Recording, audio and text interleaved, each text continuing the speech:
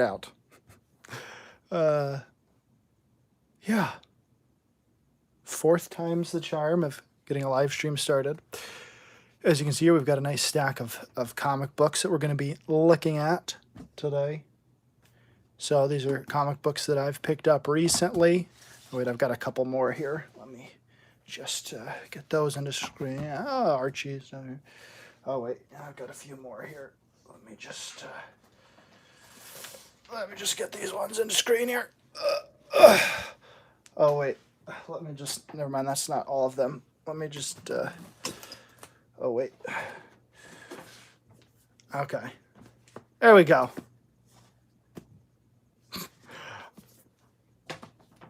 That's, that is all of them. But of course, we must get all of these and out of here and take them one at a time, look at them one at a time, go through them one at a time. You can only read one book at a time, so we'll only look at one book at a time.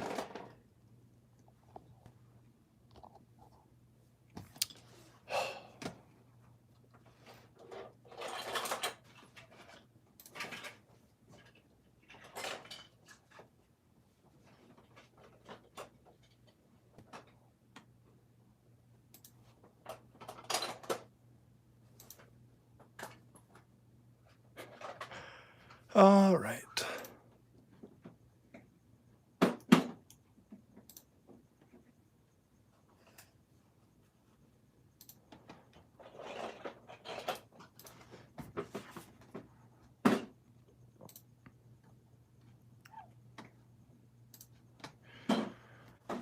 The first one we've got here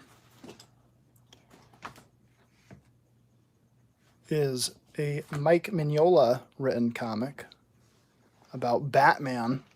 Everyone loves Batman, I think. I don't know. Does everyone love Batman? Can never know for sure. But this one intrigued me. And these are all not comics I got, like, I got these over, like, a period of, I don't know, 6 months. Or, yeah. These aren't all things I just got yesterday or today. But they're the ones that I was, oh, and I got that recently, or, you know, quote unquote recently. But I haven't read this yet. Because this one I did just get this one today. But I thought that would be interesting to look at. This one, I don't like Warren Ellis, what I've read of his, but the artwork of J.H. Williams intrigued me. Well, I wanted to stay on the other times, but we had technical difficulties. So yes, will be the answer. Yeah.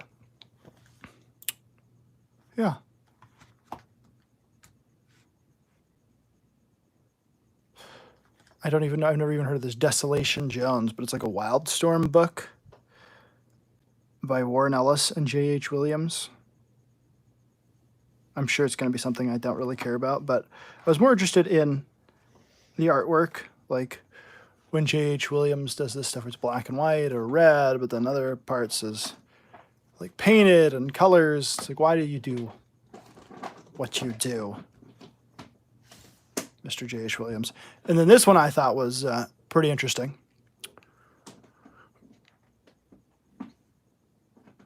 This is World's Finest, Superman and Batman story, written by Dave Gibbons and drawn by Steve Rude of Nexus fame. So the artwork is pretty good, and I'm excited for this story. It seems, just from what I've looked through, it looks good. And then this is one I found fairly recently. I'm not the biggest Marvel person in the world, but this was drawn by John Byrne, who I do like. And it's The Thing. The Pegasus, Project Pegasus saga, P-Money. So I hope you'll enjoy that. Oh, and then here's one, another Mike Mignola, but written by Walter Simonson. And this is before Hellboy. It's like right before he went off to do Hellboy, I believe. And you can see that Mike Manolas style, but it's not quite the Hellboy style. There's another one I have, Cosmic Odyssey, that's DC one, where it's sort of similar to this. You can see a lot of where he would go in the future, but it's not quite all there yet. That's a cool page. All right, so that is the DC and Marvel stuff that I got. I think that's all the DC and Marvel stuff that I've gotten recently.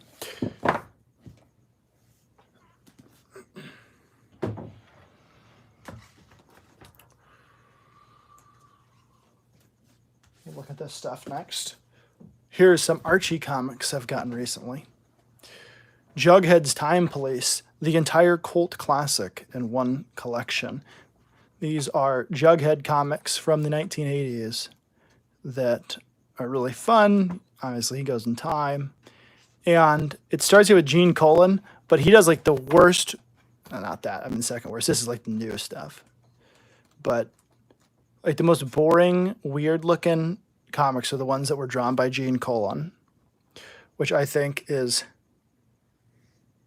kind of funny. I was like, oh, Gene Colan drew something in here? Let me find it. Oh, yeah, it must be good. And then it's like totally phoned in, no backers. Like you have all this like fantasy stuff and science fiction and things going on. Just great cartooning, dinosaurs, knights, all this stuff. And then Gene Colan shows up and it's like, oh, just normal, boring panels. But I am excited to, I've read most of the stories in here. I haven't gotten to the Gene Colan stuff. I just look at the art. So I'm excited for that one.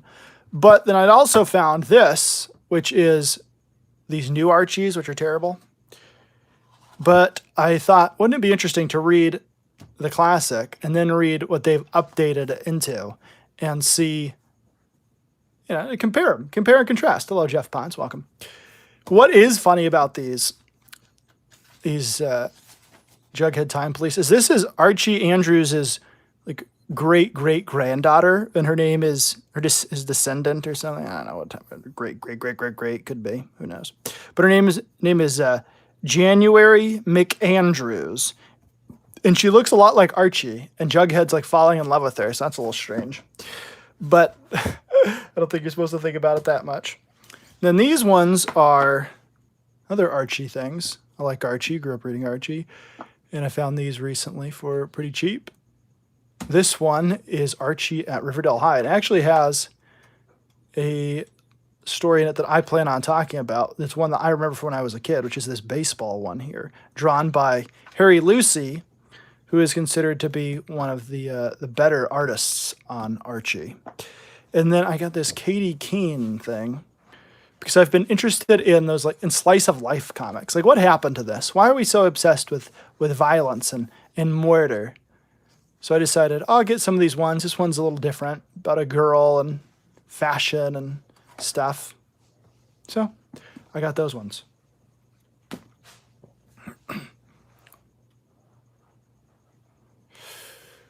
Oh, what else did we get? All right, I'll take another stack here.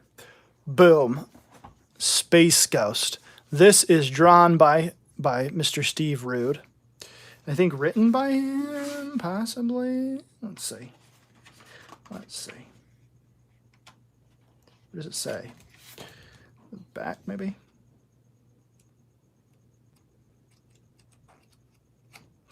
Is it all him? It can't be all him, like all the artwork ever.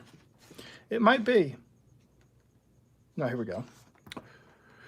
So it's written by Mark Evanier and Steve Rude, drawn by Steve Rude, inked by Willie Bleinberg, and painted by Ken Stacy. But what's cool about this is it really looks like an episode of the show. Steve Rude was really influenced by Alex Toth, who designed Space Ghost's characters and was a great comic book artist in his own right.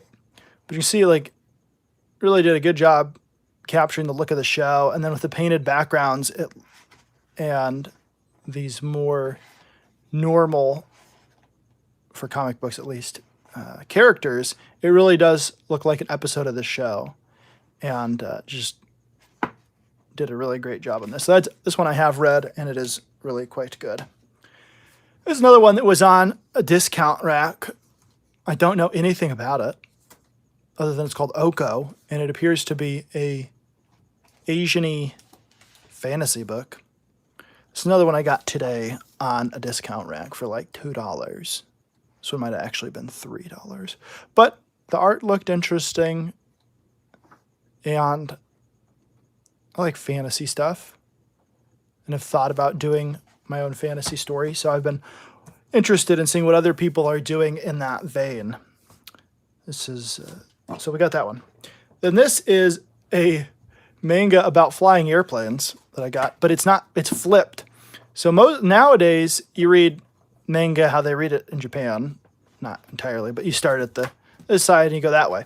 But they flipped this for this book, so it reads like a normal, Western comic book. And it's got these pretty cool dogfight images, which is cool because I do have a little bit of flying action in my upcoming comic, Steven Starlight. So I got that. That was like $1. This one is probably one of the first graphic novels. Hello, Gary. This is It Rhymes with Lust, which is drawn by Matt Baker, who is actually one of the first black comic book artists, and sort of a noir fiction type thing, but it is a complete graphic novel, and this was done in like the 50s, I want to say. So way before the term graphic novel even comes about, this comic book had already existed for about 20 years or more. So I like noir. I like detective stuff, so I got that. Here we go. Teenage Mutant Ninja Turtles. The Secret of the Ooze. This is the second movie, the official movie adaptation. What's interesting about this is Mirage Studios and Tundra Publishing, but Mirage Studios is Eastman and Laird published, created Teenage Mutant Ninja Turtles. That's their company. But they also had licensed the right to Archie comics to do adaptions of those, of the Ninja Turtles for more of a kid audience. What's interesting is this movie adaptation was actually published by both Archie Comics and Mirage Studios, but the difference is the coloring. So colorist Richmond Lewis,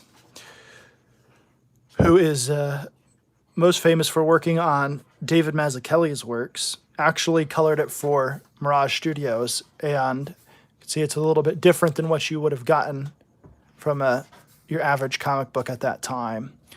A lot of different coloring choices and things. And then the one from Archie Comics is more of a traditional coloring job. So that's pretty interesting. And the artwork here is done by, I think, Jim Lawson, who was a longtime artist for, so Jim Lawson, longtime artist that worked on Teenage Mutant Ninja Turtles.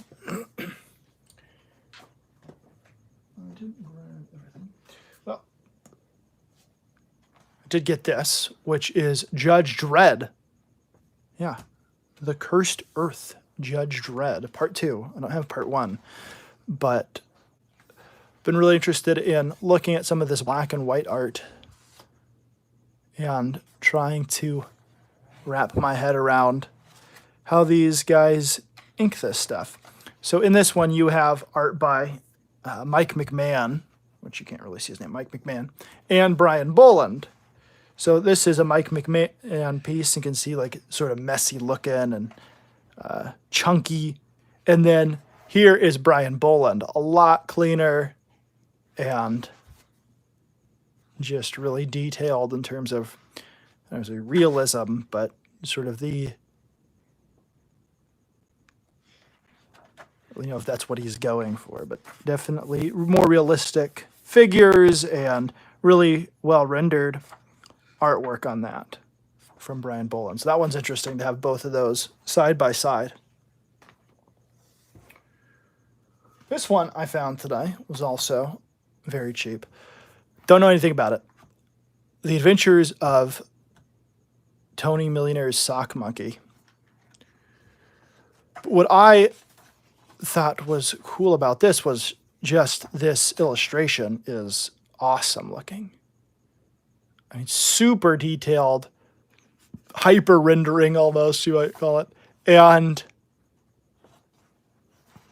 it's about a sock monkey and his adventures. See, like the artwork is just fantastic throughout like the whole book. That train. I'm really excited to read this. Just really cool looking stuff there.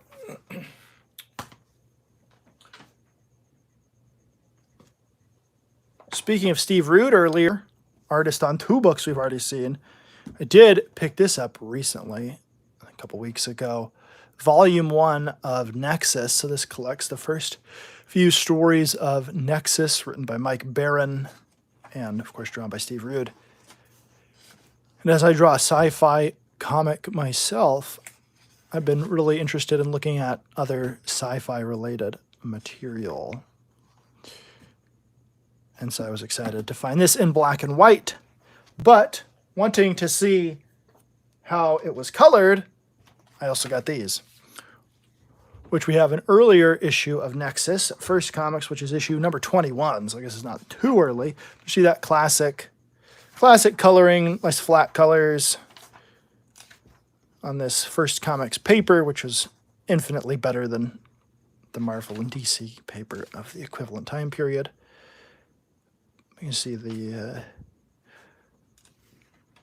color in these sci-fi comics can be really cool. So just like a green, and sometimes I'm kind of boring with my choices on colors, and so I'm trying to push myself by looking at these old comics and saying, well, what worked for them? What were they able to use, and it still looked good and coherent and cool.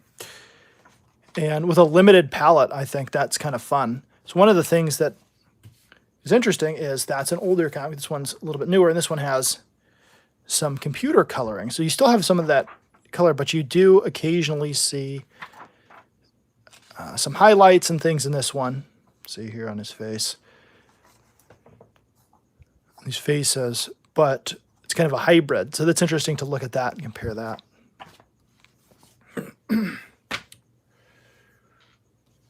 We've got some oddities here. Look at some more single issues. I don't know anything about this, but it intrigued me. It's this really weird comic by this person, James A.O. I don't know anything about him. Other than that, apparently he's from Mesa, Arizona, which is not too far away from me. And it's got an address to wherever this company was, Taliesin Press. But you have all these artists who did work in this book here. But it's like poetry, prose, and then you have these illustrations that relate to the prose. So it's not like a typical comic book. Really kind of strange and interesting. And this is, I want to see if I can find some of the other ones. This is number 0. So this is maybe a supplement to the story. Then we have Dennis the Menace in Washington, D.C. If you've been following my channel, you know I looked at Dennis the Menace in Hawaii. Goes to Hawaii, and that is a classic and one of the best-selling comics of all time. Probably only second to maybe those clouds, like pink in the clouds and pink down here in these trees. Interesting. But, yeah, Dennis the Menace Goes to Hawaii is probably the second best-selling comic of all time, possibly, other than X-Men #1 by Jim Lee and Chris Claremont. But that had the speculator boom going for it. So these are interesting. I like these comics, and these are actually pretty well regarded, these travel comics by Dennis the Menace. These were done by an artist named Al Wiseman. And a lot of these books that were, Disney comics, or in this case, Dennis the Menace, it'll say who created it. So Hank Ketchum was the artist that created Dennis the Menace, did the strip in the newspaper, but then in the comic book form, it doesn't credit those artists. And so people had to find out who they were later on. And in this case, I don't even think I saw it anywhere. I looked through this earlier and didn't see his name, but Al Wiseman is the artist behind these. And he would travel to these different places, take photo reference, do a bunch of research into the areas, and then he'd come back and he'd do the comic. See, like really well drawn, and then just this style, and there's some faces in here, and the way that it's cartooned has been influential on people like the Hernandez brothers, who do Love and Rockets for Fantagraphic Books, are influenced by these. And see if I can find a face of someone that's not these main characters. So the secondary characters is where you see a lot of the similarities between them. I don't know. I saw one earlier when I flipped through it, but oh well. But yeah. Anyways, some of these faces look reminiscent of some of their artwork. That drapery, like Dennis grabbing these curtains and just the way that these lines come in. Just good stuff, man. Good cartooning, which I like. And we have a nice one here. Harlan Ellison's Dream Corridor, issue 1 from Dark Horse Comics. This, of course, Harlan Ellison, the science fiction writer, also wrote an episode of Star Trek, the original series. It's the one with the portal where they go back in time, but I can't remember what it's called. I can't remember the title. Famous one. One of his most famous short stories, I Have No Mouth and I Must Scream, which is kind of violent and creepy.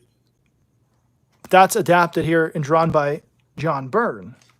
So that's interesting, but it's done in 4 parts. So I guess you'd have to have the first 4 issues to get that complete story. So we'll just skip over that. That violence there. And, but you see the artwork here. These different short stories by Ellison adapted by different artists, and you kind of get a different take on the artwork as a nice painted comic. And I think painted comics often look kind of crappy. Some of them can look kind of crappy when you're not Alex Ross. But I like these ones where they're kind of just a little off. Like, it's not trying to be Norman Rockwell, not trying to look super realistic. And I don't think a lot of people are doing comics like this today. Like, I don't think people are actually doing oil paintings all that often, or acrylic, or whatever they're doing. And so you don't see a lot of this anymore. But I thought this had some interesting stuff in it. So here's that. Now here is a weird one. This is an unauthorized biography of Bo Jackson. Meltdown from Marvel was beautifully painted. I'll have to look that up. I almost got one of the only Alex Ross works I don't have, which is Uncle Sam, but I decided against it today because I had a huge stack of stuff, and I was like, all right, it's getting carried away here. I had so many books in my hands that one of the employees was like, do you want me to take those and put them up by the register for you? And you can... I was like, yes, please. I must have just looked like such a weirdo. But I thought this was interesting. There's a lot of photo reference. Obviously, they're taking photos of Bo Jackson and drawing from those for these. Then you get, I don't know how accurate this story is, the biographical things are, but it says research assistants. So it's illustrated by Mr. Mike Newton, who I'm not familiar with his work, but not too bad looking stuff on the photo reference stuff, and then even on the stuff that he's having to do himself. But it is... it's definitely interesting. It's not your normal comic book. And you'd think like, oh, is this during the black and white boom of the 80s? No, this is 1991, first printing. So this is not exactly during the heyday of black and white comics. It's kind of like at the tail end of that. But what I thought was interesting was it has this, right in the center of the comic, we have new crew #1 now on sale. And I'm like, what, Star Trek? There's no way they have the Star Trek license. What is this? So they took and drew these from photo reference, obviously, but they look kind of cool like that. And then I saw in the back, you've got all these different people they did these biographical comics about. Leonard Nimoy, Marilyn Monroe, Nolan Ryan, Betty Page and Jennifer Connelly together in an issue. And then you've got Jonathan Frakes. So this is new crew number 2, Jonathan Frakes. And you have Patrick Stewart ones. And obviously that's what they're advertising, is their unauthorized biographical comics about the Star Trek crew. Actors and such. Michael Keaton, Kim Basinger, Demi Moore, and Patrick Stewart. Ricky Henderson, Magic Johnson. I'd really like to see these others. There's Nolan Ryan on the back for some reason. But interesting. Interesting. This is Swords of the Swashbucklers, which I don't know anything about, other than that the colors are really cool. And it's that old coloring.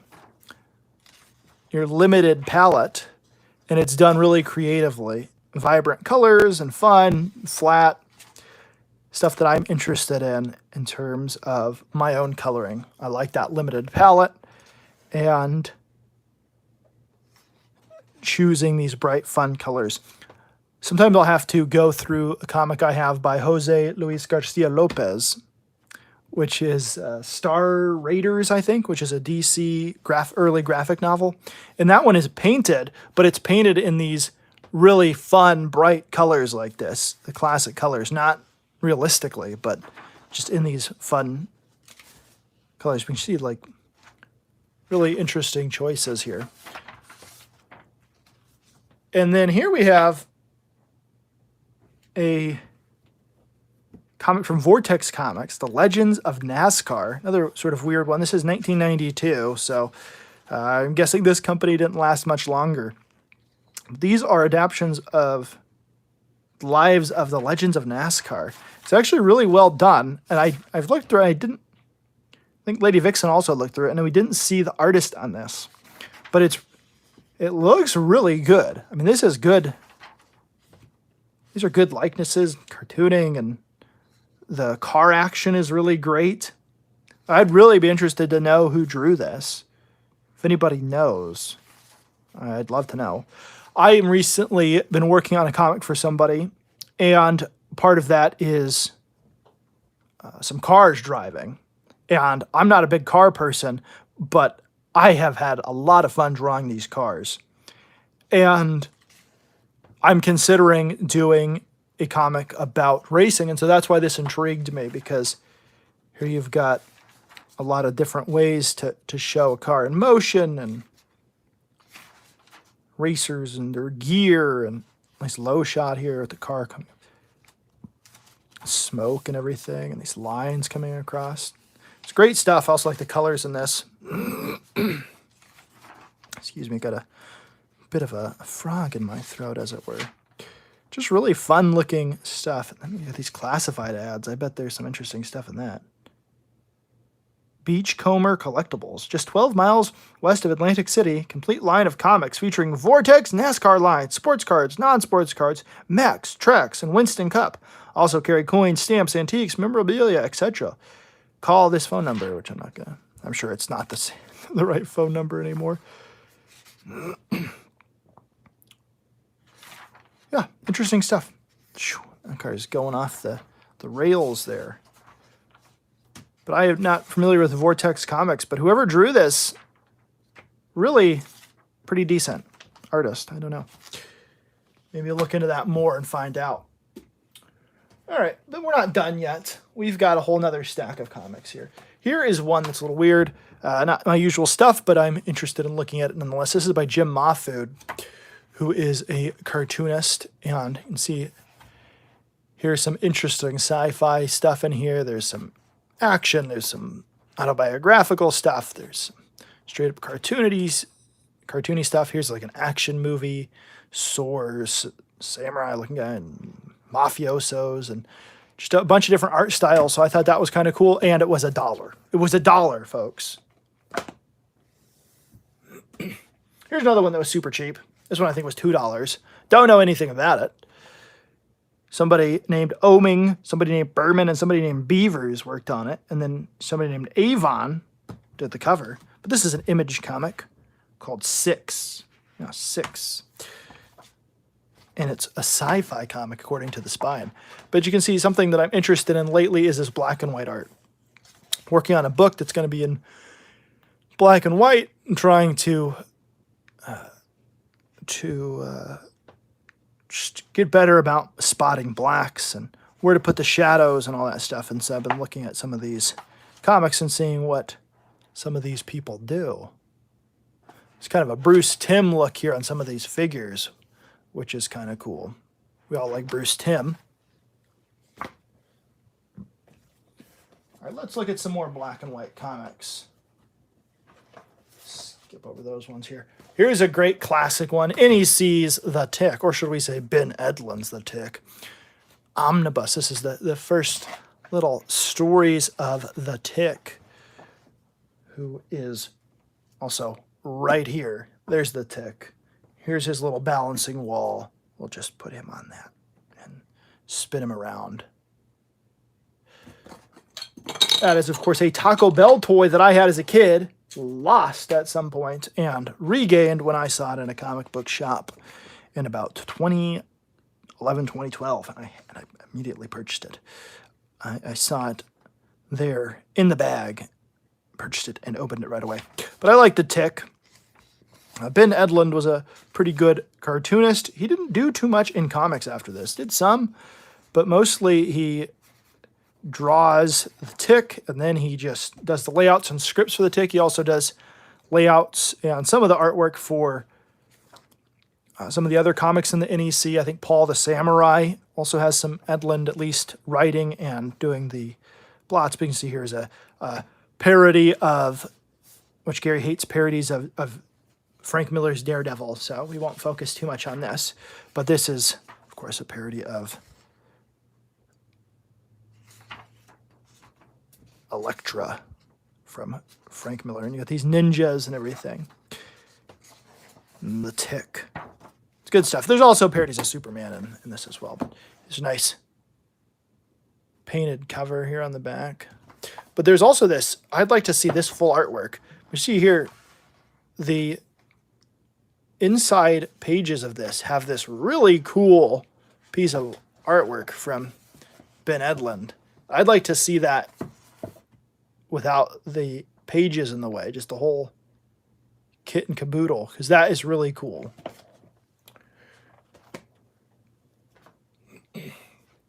Here's one I didn't quite give a chance at first, but then I picked it up and I looked at it and I read the back. I was like, it's not my Heaven's War about angels and stuff, and it's from Image Comics. Like, this isn't going to be any good, right? Like, this is going to be some weird stuff. Then I read the back and it says, 1938, as the world moves toward global war, a secret angelic battle is waged in the heavenly realms to determine mankind's fate. The infamous Aleister Crowley plans to manipulate those angelic struggles and thus shape the world according to his will. Only the Inklings, 20th century fantasy authors J.R. Tolkien, C.S. Lewis, and Charles Williams oppose his scheme. Their altercation with Crowley will take them to the very threshold of heaven, and one of the Inklings outside time itself. And also this fantastic looking black and white art. See, I'm going to pull up a panel here that I wait if I can find it. Did I go too far? Now here it is. See here we start talking and just like shadows in the corner here to give it some life, and then zoom in. You don't really see anything shadows, and then these shadows start to take over the panel. Oh, it's kind of a nice abstract thing. But then you see this battle. It's he's describing a battle here in the story. And you can see these soldiers, black soldiers here, and their shields and everything. But then you also have these white soldiers here in this negative space coming across here on horses. And that is just really, really cool stuff. So I got that. I'm excited to read that. Here's one. I'm not really too familiar with this artist, but the book looked kind of cool, and it kind of reminds me of this thing Bigfoot Bill that I have over on the shelf. Really similar art style, and also about Bigfoots. Of course, dedicated here to Bigfoot himself. Now, of course, this is Doug TenNapel, and it's one of the few Doug TenNapel books I did not have. So when I saw this, I had to get it. I've read this before, but I've not owned it, so I'm excited to have it. But Doug, of course, loves cryptids, one of his favorite topics, and this is an early look at a Bigfoot tale. And he also has some other stories with Bigfoots in them. It's not just this one and Bigfoot Bill. She Doug's style. Like, Doug pretty much just erupted, fully formed onto the scene. Like his art style and everything, because he had this fine arts background. He went to school and everything, and he has these. This is his first work, and this is a little bit different, but this is even before Earthworm Jim, but he's got that style of. Like, that's very reminiscent of his style. And you look at Gear, too, like at his next comic work, and that also is really fantastic. So I don't know. I want to see all the comics that Doug drew that didn't get published. That's what I'm interested in seeing. But I don't know. Where are those, Doug? He has one comic that he worked on about this artist. I can't remember the name. Braxton Higgs, I think is the name. And he hasn't released it. There's all these pages done for it. And he was doing it when he felt he was at the top of his game art-wise. And he said, I can't go back to it because I'm just not as good as I used to be. I'm like, oh, man. So I've seen some of the pages, and they look so amazing. But this is my favorite of Doug's period. Like, obviously, I love Bigfoot Bill and some of those things that he's doing now. But this is black and white Image period. Things like this and Iron West, Black Cherry, Creature Tech before that. Those things are fantastic, and I love his black and white art.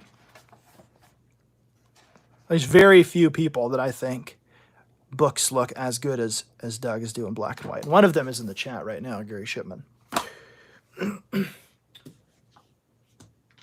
let's look at a couple of interesting things here. Here's one. Zombie War Complete. Kevin Eastman of Teenage Mutant Ninja Turtles fame. Eric Talbot, I've heard of him. But we've got some zombie killing action here and sort of a Kevin Eastman Ninja Turtles looking style. That'll be interesting to look at.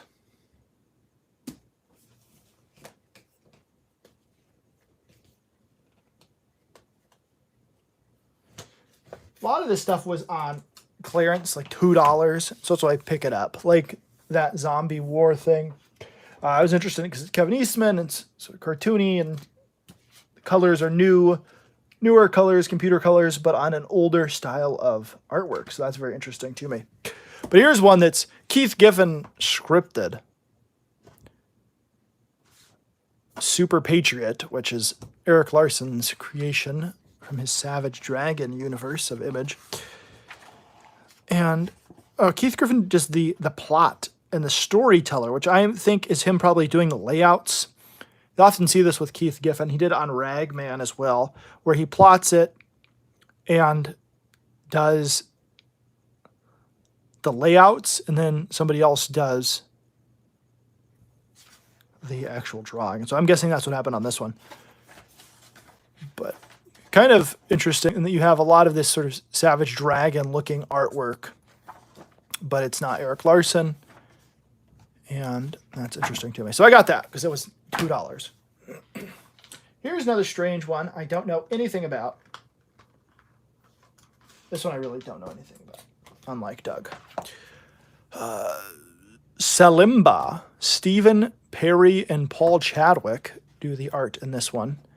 And it's this really fantastic looking art. This sort of African warrior lady. And she's fighting people in the jungle and stuff. And it looked really great. So it was kind of interesting to pick this up. One of the things that was weird, though, was there was one page that looked like they'd messed up the resolution of the image. And it was kind of blurry. Which I found the other day, I didn't put it in the stack, but I found the Simpsons comics that has Doug TenNapel's Eisner Award-winning Simpsons comic in it. And that one had some issues with the resolution. This might have been the one I was thinking of, but I don't know. I mean, just really bad, where like you can see the pixels almost. They blew it up. Settle down, Eric. Settle down. Yeah. Should probably show that at some point. Just how terrible. It's not the usual like boing boing. Is that what they're boing comics? Bongo comics. Is that what the Simpsons comics were? I don't think they make them anymore. Like the actual bongo comics. I think it's, if they're Simpson comics at all, it's licensed stuff to like Boom or IDW or something. But this was some book publisher that was publishing these comics. It wasn't the normal trade paperbacks. And they just messed up the resolution. I don't know how they did it, but it looked awful. Some of some of the work in the artwork in that. Here's Shadowhawk. I actually went to the comic book store to see if they had a collection of this, and they actually had one in their clearance rack. This was a couple weeks ago when I did this. Shadowhawk, of course, is the Jim Valentino Image founding comic that he did. It's okay. It's sort of a standard fare of your... It's one of the better Image comics in that it actually makes a little bit of sense, but it's kind of boring and a little bit bland.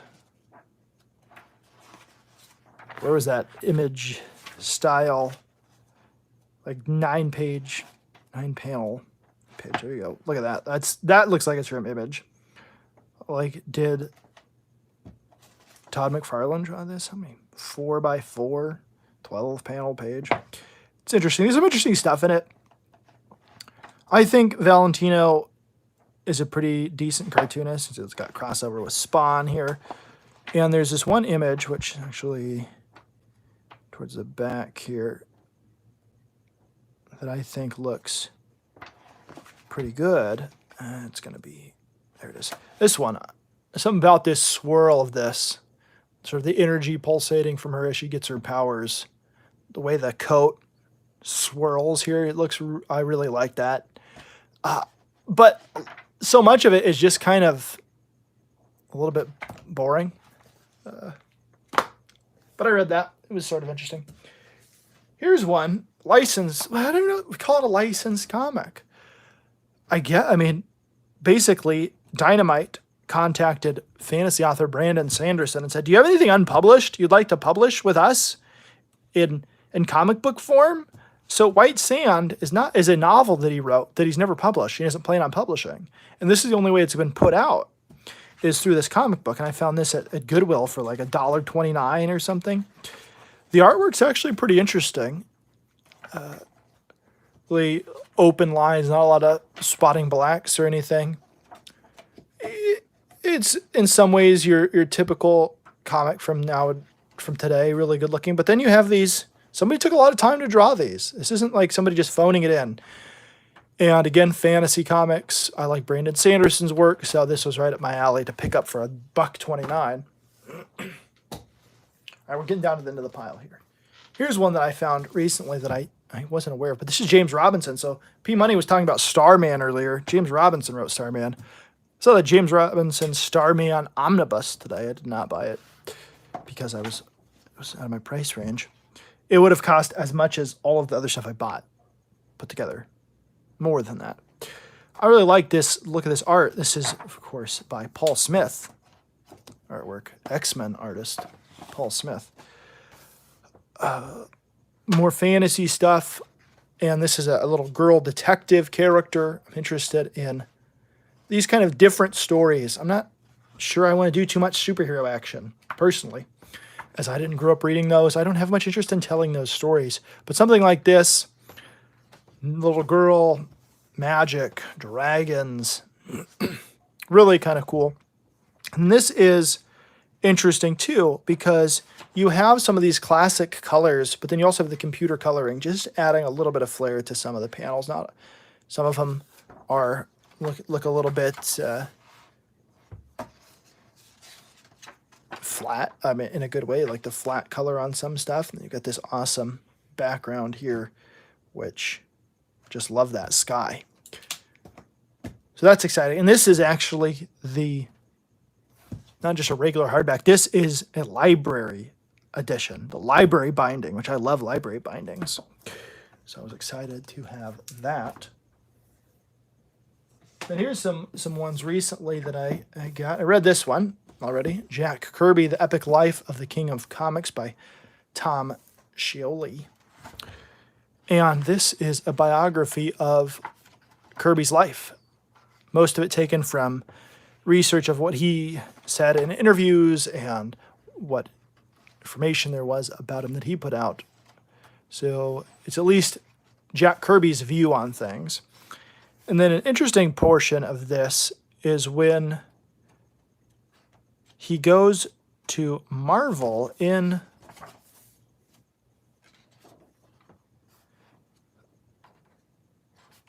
the 60s.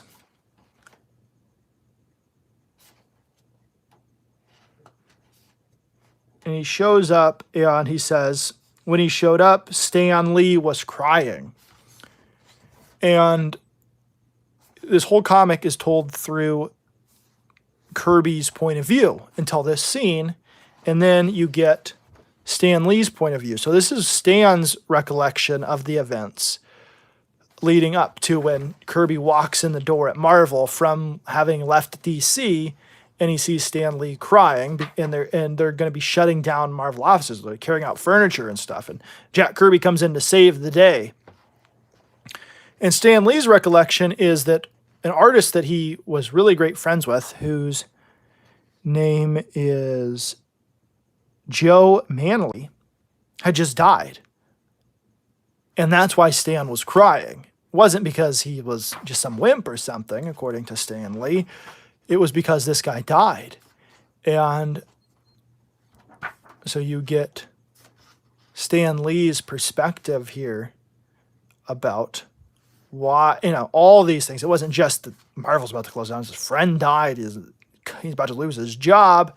And then Jack Kirby comes in. So that was kind of interesting to see just that, because there was these two varying viewpoints. And it was nice to have that. Because I think a lot of times you get this one-sided take on, oh, Stan Lee's just a terrible human being and he screwed everyone over. And Jack Kirby's, the greatest. Never did anything wrong. And here's also another book by Tom Scioli. Just got this today. And it's American Barbarian. Nice hardcovers on these. This, you can see his influence from Jack Kirby. But I'm excited to take a look at these and to read through this one. Oh, look at that. He's crying, poor guy. And I also like these comics. So he does this, and then his amigo Ed Piskor of Cartoonist Kayfabe fame also does this, where they give it this old school look with sort of a sepia layer over it and paper with some marks on it, so it looks old, and it gives it a different look that I like. If you're trying to evoke the yesteryear of comics. So that was a lot of comics, and it wasn't even all the ones that I got recently. I mean, within the last 6 months or so. But I thought it'd be fun to just go through a bunch of comics and look at all of those. Which one of these do you think looks cool? If you're watching this live, you can tell me. If you're watching this in repeats and you leave a comment telling me what comic you'd like for me to take a closer look at, talk about in a video, and you actually comment that below, then props to you for watching this long. How long, how many, let's see here. How long have we actually been going? I don't know.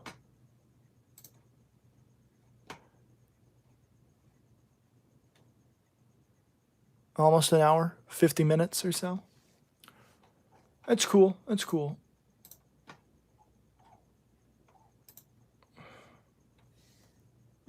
Yeah. Well, here's the tick. He's just going to go around in a circle as we close out the stream.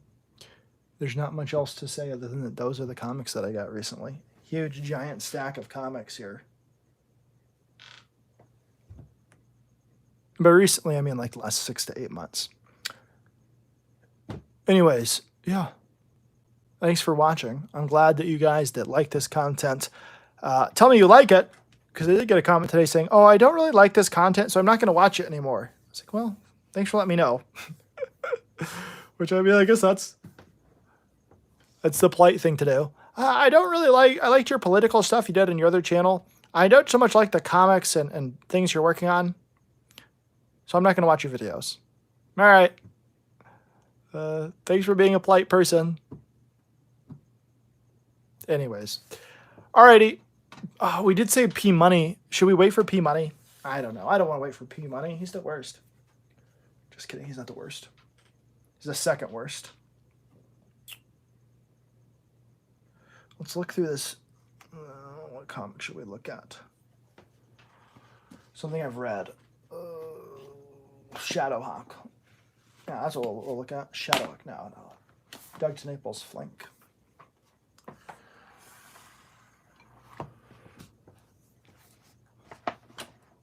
Man, I love Doug's art. And because he's drawing for color now, he's not doing as much of the spotting of blacks and the chunky of lines, it seems. So I'm not sure. I mean, I'm sure his art still looks fantastic in black and white, but it's not quite the same as what he was doing when he was doing it for black and white like this.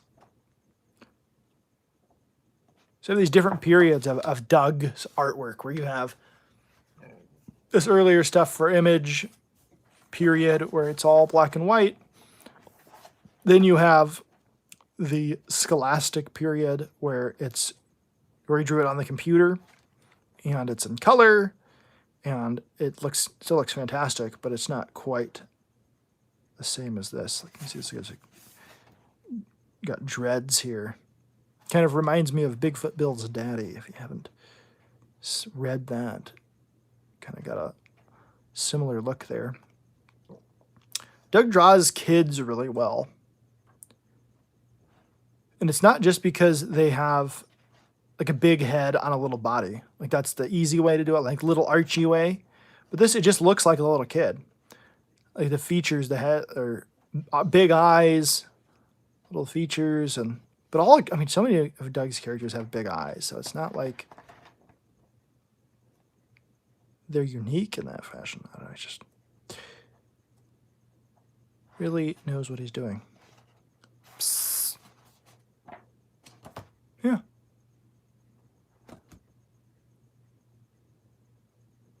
How much time should we give P Money to show up? What we could do is look at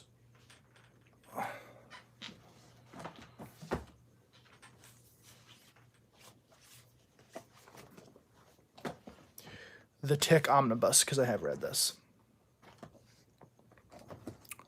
I have some of these single issues. I think I have the first issue of The Tick, first couple issues of The Tick in single issues.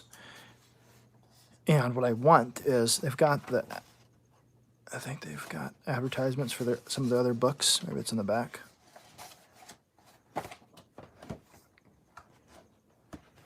No, it must be right here. Paul the Samurai. That's what I want. The complete Paul the Samurai. Someone should buy that for me. Chainsaw Vigilante, Man-Eating Cow. These NEC comics were a lot of fun. Silly, funny, all that stuff. But I think what's interesting is you have The Tick, and he's kind of a parody. What year did this come out? What year did The Tick actually get released? I don't know. This just says when the copyright was renewed in 1995 or something.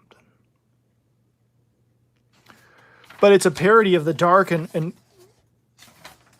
grim superheroes you were starting to get in the late 80s, and then especially in the 90s. So it's kind of, it spoofs a lot of the 90s excess before it even happened. Like this hyper rendered style and all of this nonsensical dialogue, but he's too good of an artist, like, so it doesn't quite look. He spends a lot of time on nice backgrounds and stuff. No image artist ever drew a background, but obviously it's meant to be funny. This is a parody of Superman. So he meets. This is an homage to one of my favorite paintings, which is Nighthawks by Edward Hopper. And so you see Hopper. That's the name of Edward Hopper, obviously. But he homages that really well. Just a really good study of that. And it's like Ben Edlund, I wish he'd done more comics, because great cartooning stuff. And then clearly a pretty decent artist. And he just doesn't draw that much. Yeah, so I guess this is the first scene where he meets Superman. But it's clearly supposed to be Superman. They call him Clark, and it looks like Superman. He says, but I've got to help the helpless, right wrongs, and stand for truth, justice, and the American way. And then he tries to save Tick, and Tick's insanity just keeps causing all these problems for old Superman. And then Tick follows him and gets a job at whatever they call the not Daily Planet. Did they say? I don't know. But Perry Beige instead of Perry White, obviously. Some just good stuff, man. Fun comics. And there's a Jimmy Olsen, and at the same time maybe a little Archie in this character. I haven't read too much Jimmy Olsen stuff, but that checkered pattern, they always do that on Jimmy Olsen, because that's like an Archie thing, isn't it? I don't know. Maybe it was on Jimmy Olsen first. It's a nice little splash page here. I don't know the point of it, but it's nice. Nice widescreen of this bus and the Daily Planet globe falling to the ground because of the Tick. So you got the DC parody there, and then here you've got the Marvel one with Elektra here. Sorry, not Elektra. Her name's something else. Does she say her name?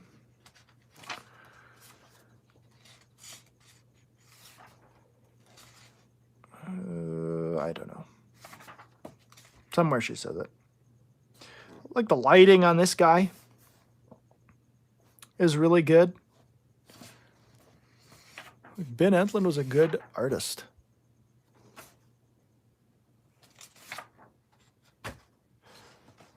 All right, P-Money, we gave you a chance to come back. Here we've got all the... I didn't even know. Maybe I didn't... I think I stopped somewhere around here. Yeah, I read all this, and then here's where I must have had my bookmark that I took out for this, because I don't remember these color pages. But you see all the color covers here.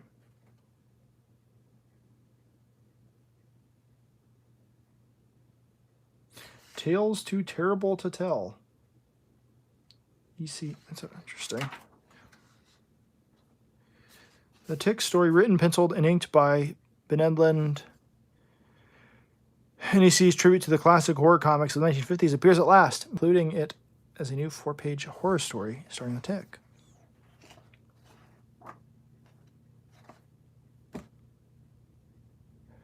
Just this stuff is so good. So good.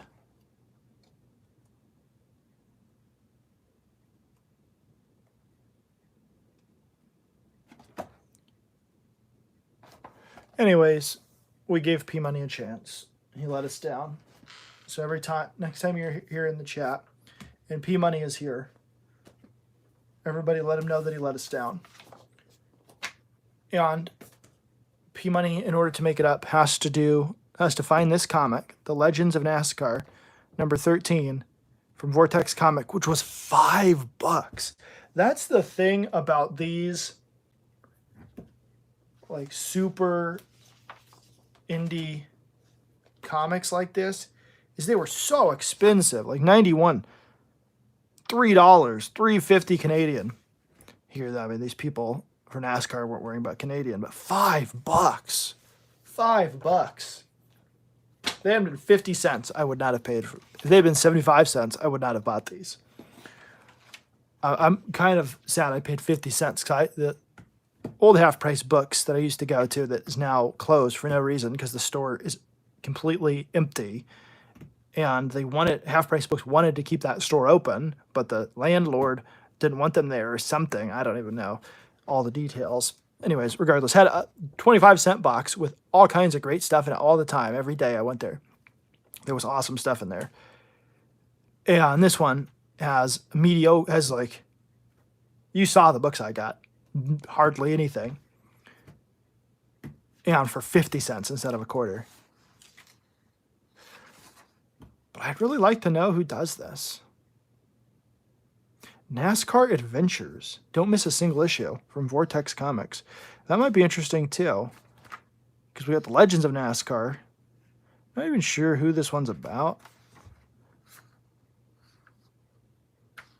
Harry Gant, I guess. Anyways, these NASCAR Adventures might be something fun if they're as good as this one.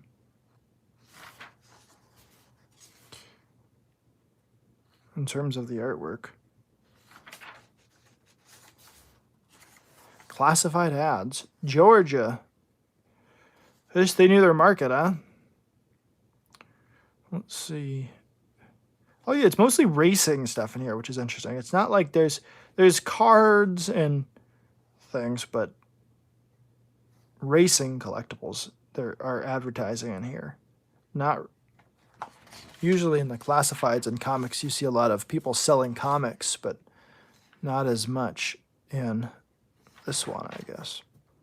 There's 2 different classified sections in this. All right. Kind of crazy. Kind of looks like Ernest Borgnine. Am I right? Maybe that's who he referenced. That's probably Harry Gant. And if we looked up Harry Gant, he probably looks like Ernest Borgnine. But just the speed on these cars is really good. What do you, I mean, I wonder where he was. Who did this? Like, I really am interested in that. You know, it's probably like Neil Adams or something. Like Neil Adams Continuity Studios was contracted to draw this.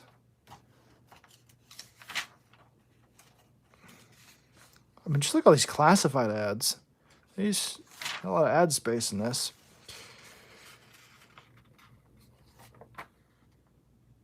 So many.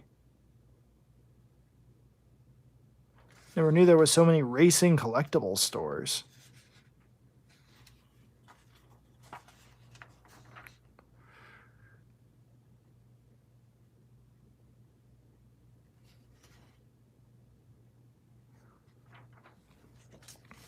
What is this? NASCAR Video. NASCAR Video puts you behind the wheel for stock car racing at its best, with in-depth driver profiles, inside reports, and exclusive footage never shown anywhere else. Boom. Legends of NASCAR, everybody, from the year 1992.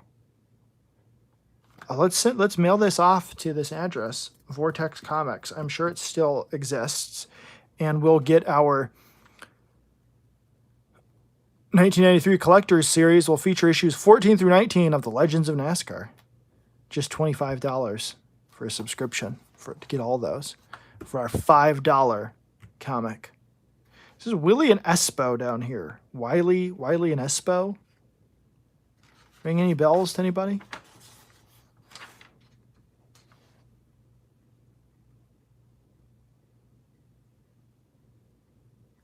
So you just have the people that they're going to be doing comic books about, like Richard Petty, Rusty Wallace, Sterling Marlin. Those ones I've heard of. But you don't, like, who drew this? Is it the same person that draws every page? Like, is this the same person that inks this and draws these kids? Could be. I don't know. Like, this smoke looks really strange. We see that's, I don't know. Interesting. Is the smoke consistent? Is there more smoke in this? Anyways, that I find interesting. We're just going back through these till P Money gets here, so we can all laugh and point at him. That is a really ugly woman in this drawing. You'd think for your cover, you try to make your heroine not look like she's balding with like a snarl on her face and like a single tooth in her mouth. Maybe I shouldn't criticize the art, but who did the cover? Was it just a regular artist, Jeff Sherwood?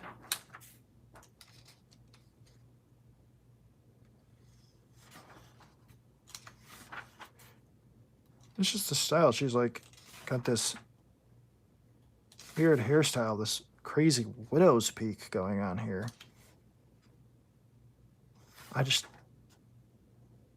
That hair coming down here, maybe there's a story reason for it, but it is super weird. Man, somebody's on fire. What the heck? You heard this. And then Puss in Boots is in it.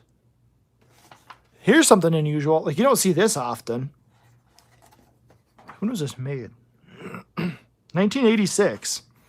I don't think I've ever seen, like, you have these black margins and like red margins. Like, that's not something I've ever seen before. Or at least not very often. Look at this, like blood dripping down the panel. So did we, yeah, look at this. So when they start their battle, it's nighttime, I guess, and they start their battle, and then you see this blood start to come down the margins. That's kind of cool, man. And then it's dripping down here. Then you go back to the black. Which I guess, is this a fantasy world? And she's from Earth? What is, like, I've never read this. I don't know anything about it. Apparently, like, she got a flying, look at this. A flying sailing ship in space.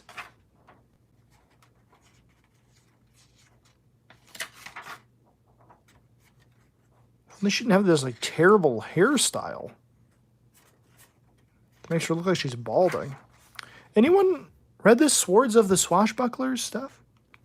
Look at this. Here's an advertisement for Elektra Assassin by Frank Miller and Bill Sienkiewicz. Bet Gary Shipman got that in 1986 or 7, whenever it came out. Well, made in 1985. Monthly starting in June. This was published in 1986, so tell me, Gary, if you're still here, did you buy Elektra Assassin? This one I'm interested in.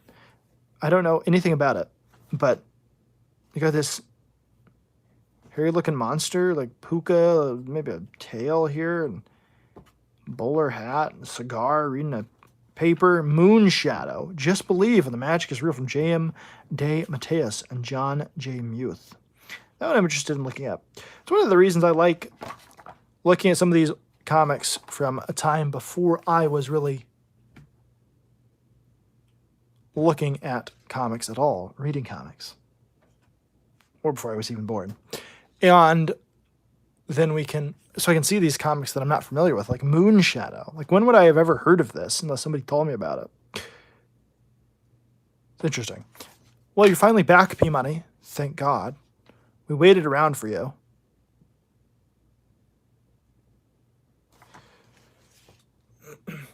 Because you didn't come back and you took you so long to come back. You have to try to find the Legends of NASCAR issue number 13. And you have to buy it and review it. That's what we decided while you were gone. Oh, boy.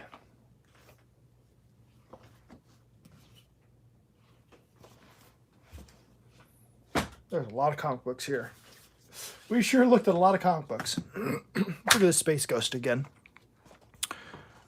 This Space Ghost one, man, is one that I absolutely love. Usually when you see a licensed comic like this, they'll have the likenesses of the characters and it'll look pretty decent, but they don't go this far where you just have perfect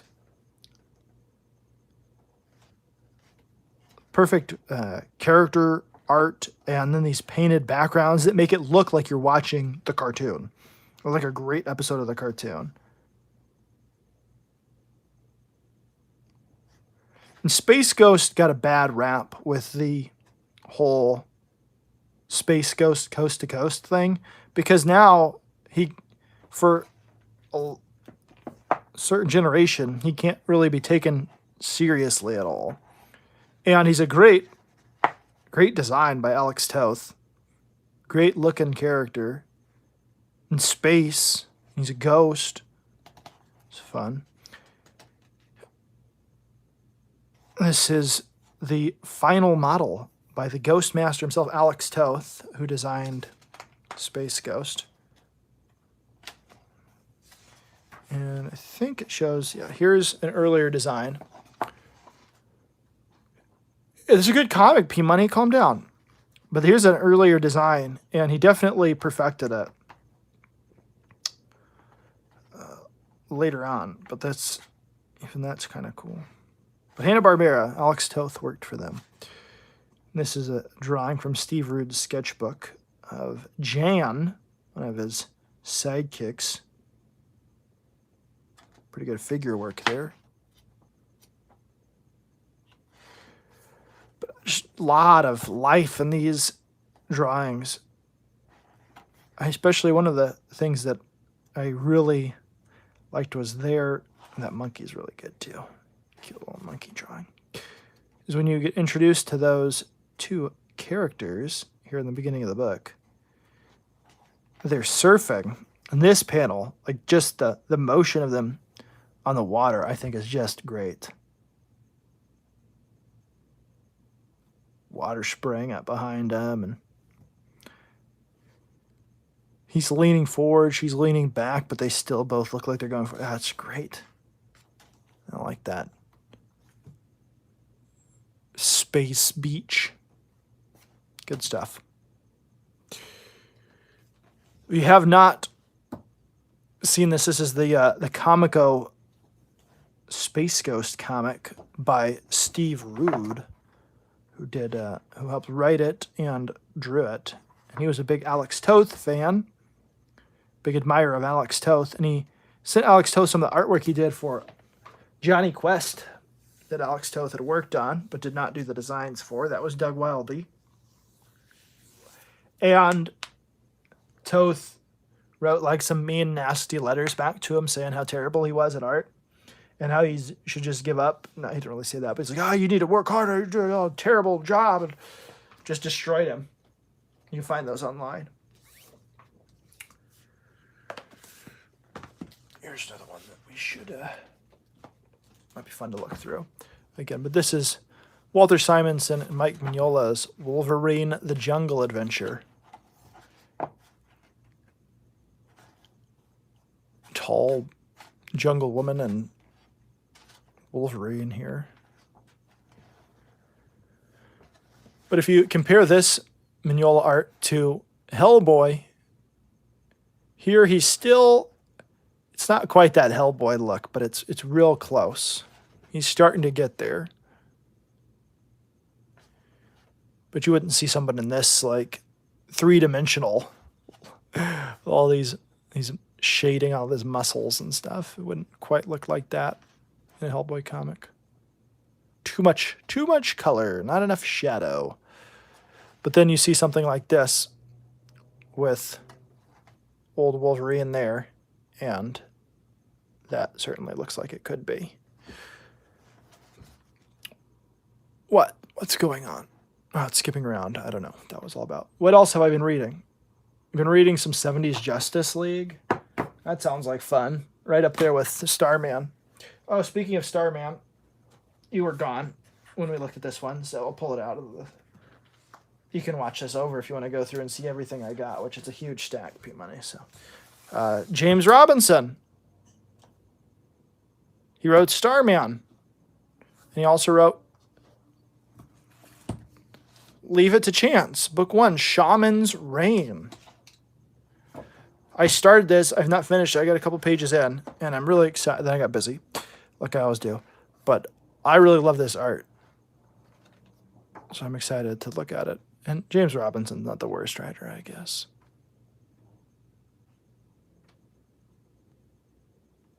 Man. Look at this Nosferatu-looking guy. Good stuff. Oh, I also got, it's over there on the shelf. I don't feel like walking over and getting it down, but I finally managed to get my Earthworm Jim 2 book, which was my fault. I forgot to... That's why I hate Kickstarter. The only thing I hate about Kickstarter, because I don't care otherwise, is that whole...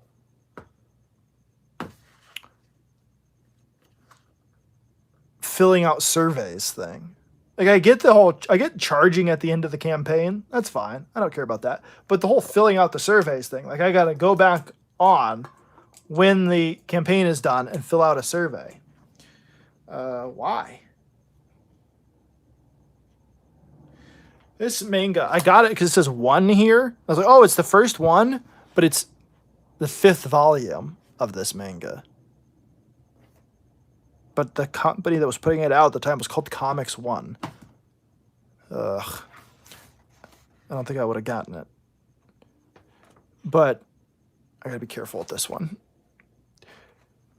Let me find some pages to look at here that off screen. This stuff of these planes flying and fighting each other and stuff, that I'm actually super interested in. So I might have gotten it. Like, here's a dogfight. Obviously, they have a reference to these planes, and they're just like, oh, well, let's draw it at this angle and stuff. But it's still, I mean, it's a lot of time, especially if this was coming out weekly, and you've got to draw this.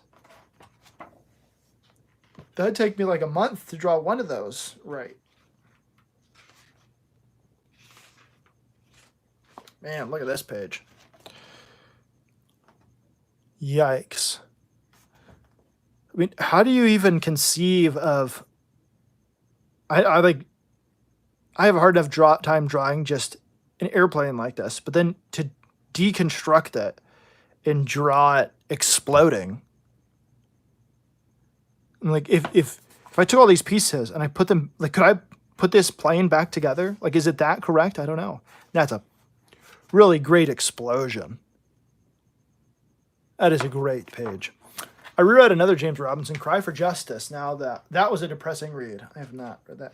You know, James Robinson also wrote the script for the League of Extraordinary Gentlemen movie, which is kind of panned, and Alan Moore hated it. I saw some weird Alan Moore comic I didn't know existed. Like, oh, he wrote Voodoo? And he wrote a bunch of weird Image stuff, man. Let me see here. See if I can find any other cool plane action. Just good stuff. Decent stuff in this. I don't know that I'm going to seek out another volume. Like, oh, well, I need the first 4 volumes now. Or anything like that, but... It's pretty solid. I mean, it looks pretty good. In terms of some of this action. Flying around and playing action.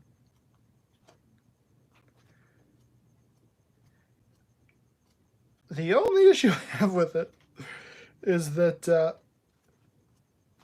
it's a not a shonen manga, we'll say. A video I'm going to do at some point, which we talked about earlier, is comparing these two things, which I have to finally get around to reading this, which I read part of it, and I was like, this is so stupid. I hate this. I hate this so much. This new Archie with this updated, current, relevant Archie and like cool Jughead. Like, I hate cool Jughead. There's like something I read in here that was like so dumb. Can't remember what it was, but it was like almost incoherent in the way that they plotted something in here. And I think that's why I stopped reading it. But then I saw this, and it has one of the opening chapter from this in it. And this is like such better art. Rex Lindsay was a really good artist, and he did these kind of fun layouts here with these bubble panels, circles, half circles, quarter circles, and just did he was a really good, fun artist. And he loved drawing these kind of crazy, superhero type things for them.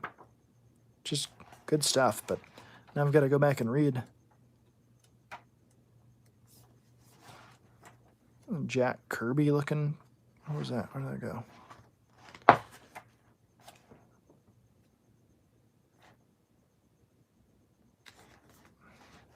Do they even have like a regular, normal looking Jughead poster? Like I guess that one.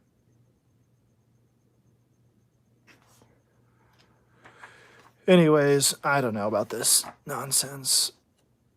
My God, just look at that. What is that? I mean, somebody's got to. They're selling these, aren't they? People watch the stupid show on TV. I hate it so much. Oh, you know what it was? I remember what I was reading it. And because you have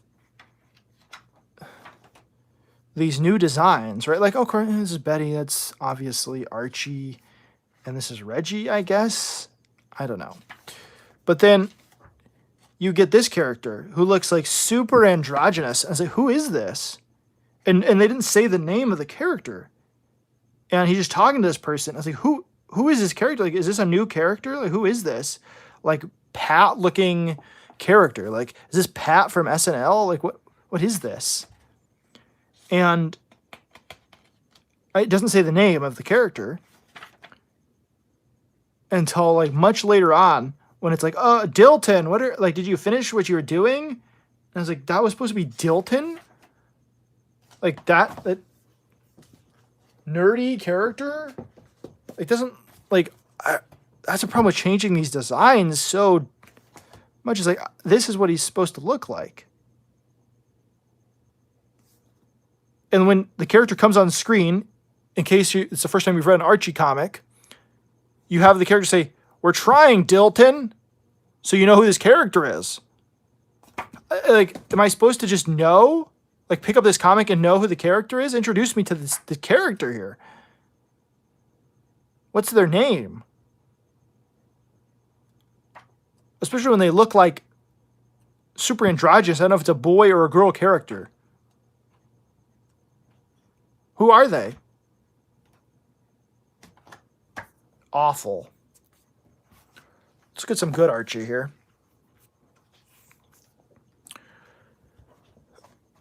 I love Archie. I mean, I grew up reading a ton of Archie, and some of the stories in here I actually read as a kid, including this one, which we will be doing an entire video about this one, because I think it may be the best Archie comic ever done. Done by Harry Lucy. You also get artists in here like Dan DeCarlo, whose style of drawing this entire thing is based upon. Look how much better these flat colors look rather than whatever this monstrosity of computer coloring is. It's like, oh, we have just normal colors, and then, like, look at this. They're like, oh, just recolor this art, bro. Just recolor it. And originally he's like a red shirt, and here he's like, oh, well, So he just drew like lines. Like these are wrinkles in his shirt. But this colorist was like, oh, let's even those out. And we'll like make it a rainbow color on his shirt sleeve. Like, no, it wasn't that. It was the wrinkles, bro. Wrinkles. Like, I don't know, like, who re-inked this? Like, is it redrawn? It says Dan DeCarlo. Like, why has it been re-inked? Like, they digitally inked this. I'm pretty sure someone went and re-inked this because you can see, look here.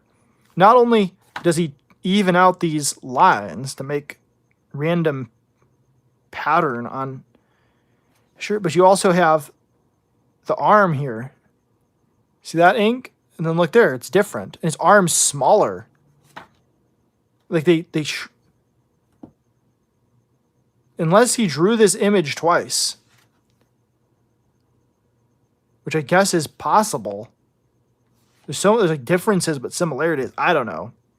Maybe he drew it twice. I don't know. But there's Dan Carlo ones in here. Stan Goldberg was another one of these Archie artists. Not as good. What? Am I frozen? Oh. I should be back now, I think.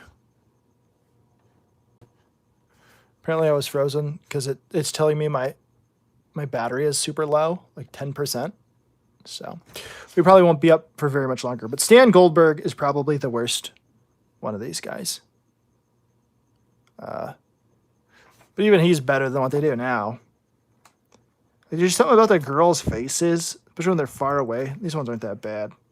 There's like an earlier story. There's a Dan DeCarlo story. You can kind of tell, if you look at enough of these Archies, you can tell which ones are Harry Lucy and which ones are Stan Goldberg and which ones are DeCarlo. DeCarlo's got these really clean lines. Did he ink this? No, he didn't ink it. I guess that's I was wrong. It's a Stan Goldberg one. I stand corrected. But you got these thicker lines on Stan Goldberg ones. And then Harry Lucy, you can definitely tell because his lines are like much thinner. Anyways, let's find a DeCarlo one. Yeah, see, nice clean lines. And then some of these DeCarlo ones are just like so chunky looking. I don't know how to explain it. Or Goldberg, rather. Anyways, you keep meaning to find the last issue of original Archie before the reboot. Just curious how it ended.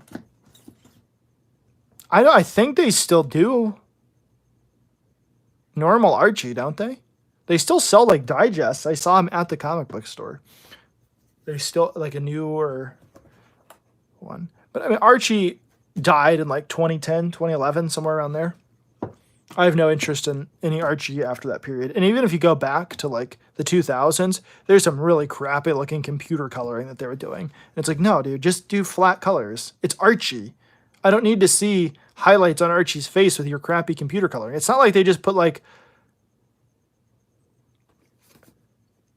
a little line here for some shadow, like another solid color. No, like they would take this and they'd like make it his head shiny. Like it's just an Archie comic. Why are you coloring it with a computer like this? It looks awful. This looks bad. Like compare these. This one's got a little bit of computer coloring. Like this person is just. Find the covers here. But this person has a little bit more of a clue than whoever did this one. But these colors just look better for this art. This artwork wasn't drawn for this. This is not as bad. This person's a little bit more competent. Maybe it's the same person. I don't know. But most of the time when they recolor this art, like Dark Horse did recolors of the Conan comics that like John Buscema, and Barry Windsor Smith and all those guys, Roy Thomas, all those guys worked on. And they did computer coloring And like twice I've held 2 different volumes of it in my hands for like a few bucks. And I end up putting them back and not getting them because I'm like, I can't look at these colors. They just look so bad. If you're not drawing with it in mind. And then like it's not like it's a competent person that's really good at computer coloring. That's like overly airbrushed. It looks awful in some of these, the early 2000s ones, as opposed to this, which just looks fantastic. Like just flat colors. But bright and poppy and fun. Is all things should be. Here's another crappy computer colored cover of Katie Keene. Like this, who was this person that thought I'm gonna, you know what we need? You know what we need on these covers to get them to sell? Crappy computer coloring. Like, oh, couldn't we just like reproduce the art from the original cover? No, that's not good enough. Let me see here.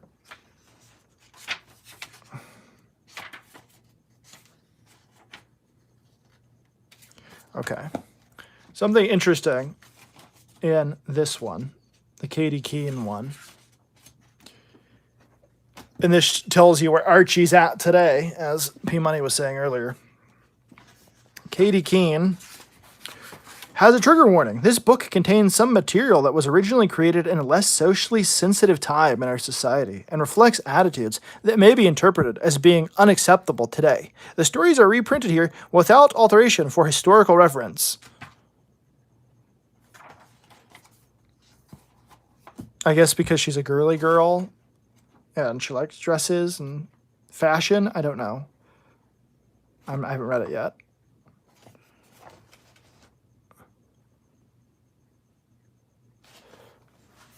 I don't get it. You also like all the way up. So you have like the original Katie Keene stuff here. I don't know if this is like all of this stuff here.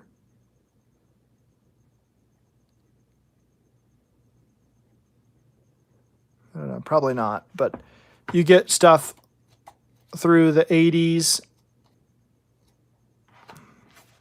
So it's 88. And then you get Katie Keene crossing over with Betty and Veronica. This looks like the 90s to me.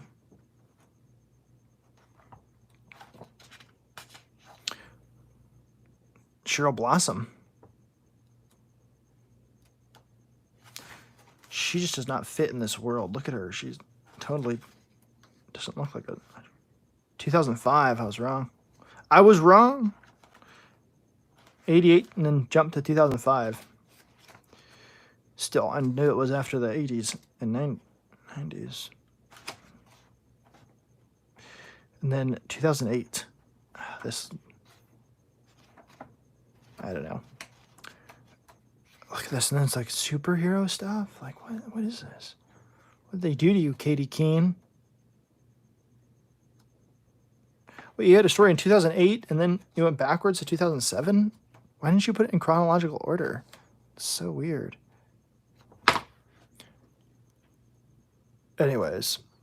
Conan. Was that originally Marvel and then went to Dark Horse? Yes. The way that some of those license things works, Star Wars and Indiana Jones back in the day, they were drawn at Marvel, Conan. And then when the license was purchased by somebody else, they paid for the license, those comics weren't published by Marvel anymore. They'd be published by like Dark Horse or IDW or whoever had the license at the time. So you see a lot of those reprints, like Dark Horse reprinting the stuff that Marvel had drawn. So it's bad, man. The sad thing is it's really hard to get your hands on like the black and white essentials volume of Conan or something where it's not just these crappy Dark Horse recolors are cheap. Apparently nobody wants them or something. I don't know. They look awful. Like awful. Like I've been trying to get my hands on some of these Conan comics for a long time. But I don't want to like spend a bunch of money. Like, I'm trying to look for them for cheap. And you think this is a perfect opportunity to get them. No, it's not, because they look awful. Absolutely awful. Here's what I am excited to read. And I don't get too much superhero stuff anymore. I just don't. Like, unless it's something like this where the reasons are I'm drawing a science fiction comic, and this has a bunch of John Byrne, Jack Kirby influenced tech. And powers being demonstrated, but in the John Byrne way that I like, and not in the Jack Kirby way that can often look interesting. So I get it for that reason, and it'll probably be enjoyable. But this one I'm actually interested in reading just because I like Superman, I like Batman, and this looks like a good classic story without a bunch of nonsense. I hope. I'm hopeful. Don't let me down, Dave Gibbons, person who drew the most deconstructive superhero comic book. Tell me a good old-fashioned yarn. And I'm sure it'll be better than this, Warren Ellis book. This is going to be awful. But I wanted it for this J.H. Williams art, which goes from... I know I saw a painted panel, now I can't find it. But it goes from like painted art like this to just art like that. I don't know. Different stuff.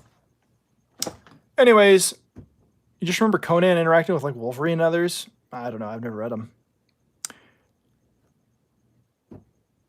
If you watch this video and you want me to review one of these comics that I haven't said I'm going to do a video on, then please let me know in the comments below. And we will see you next time. How do I end this? I think I push the X button. Is that how I do it? Adios. Yes, I want to end streaming.